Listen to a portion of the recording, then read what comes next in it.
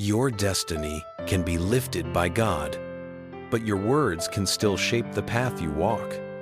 This is the story of Jephthah, a man who made a rash vow without wisdom and without thinking of the consequences in a moment of pressure and emotion.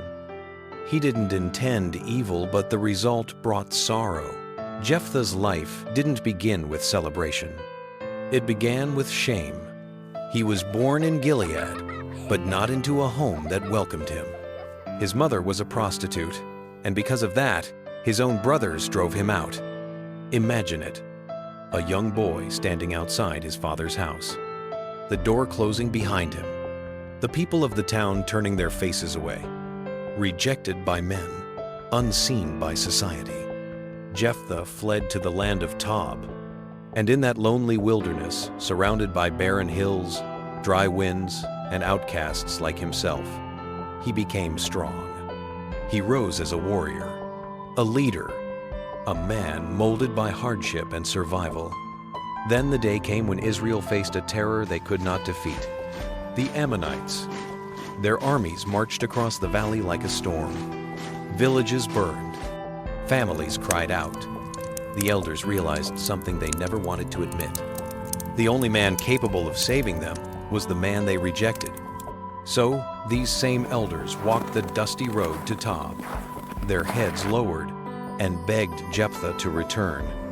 And the unwanted son became Israel's commander. Before the battle, Jephthah prayed, but his prayer held fear, not faith. He made a vow God never required. If you give me victory, whatever comes out of my house to meet me, I will offer it to you. The battle was fierce. Swords clashed. Dust rose like smoke. And by God's mercy, Israel won. Jephthah returned home victorious, his armor stained, his heart full. And then, the door of his house opened. Out came his daughter, his only child, his joy, the light of his old age, dancing with tambourines, running toward him across the courtyard, smiling because her father had come home alive. The world seemed to stop. Victory turned to ashes in his mouth.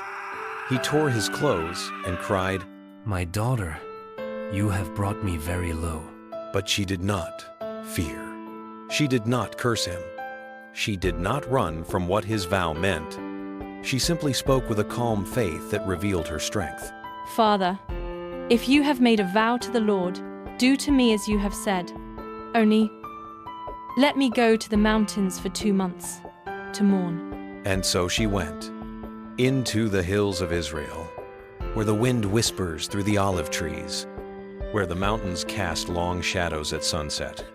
For 2 months she walked those hills, mourning the future she would never have, a wedding she would never celebrate, a family she would never raise, a life she would never live. And when the time was complete, she returned, quietly, bravely, faithfully. Jephthah kept the vow that broke his heart, and the Bible ends the story in a somber silence. Not praising his promise, not celebrating his decision, but letting the weight of his words speak for themselves. A hero in battle, a sufferer at home. A reminder that God delivers his people, but he does not require vows that destroy us. When Jephthah's battle was won, Israel celebrated. But Jephthah walked home with a heavy heart, not because God failed him, but because he had spoken too quickly. A mighty warrior, a chosen leader. Yet even he was reminded of something we all forget. Your words matter. And once they leave your mouth, you cannot take them back. We often think strength is in the hands, or in the sword, or in bravery on the battlefield. But the Bible shows something different. Strength is also in the tongue, in the choices you make with your mouth, in the promises you choose to speak or stay silent about. Jephthah's story is not a warning to fear God. It is a reminder to be wise, to slow down, to think, to speak with purpose, not pressure, with wisdom, not emotion, with clarity, not fear. Because sometimes the wrong words, spoken at the wrong time, can shape the rest of your life. The Bible says, "Do not be rash with your mouth." Ecclesiastes 5:2. It is better not to vow than to make a vow and not fulfill it. Ecclesiastes 5:5. It is a trap to dedicate something rashly and only later consider the vows.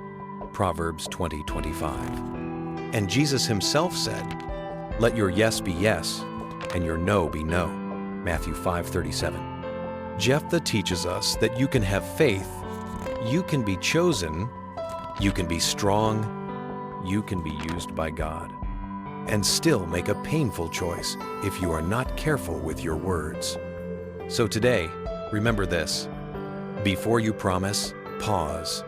Before you swear an oath, think. Before you speak from emotion, breathe. Before you tell God, "I will," ask if He even wants that vow. God does not need bargains. He does not require deals or dramatic promises. He only asks for obedience, faith, and honesty. Your words have weight. Your words have direction. Your words can build or break, heal or wound, lift up or tear down. And like Jephthah, your words can change your future. So choose them wisely.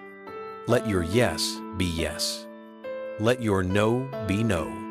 And let your heart be guided not by pressure, but by the wisdom of God. Because sometimes the greatest battles are not fought with swords, but with silence, patience, and wisdom. Please like, share, and subscribe for more videos.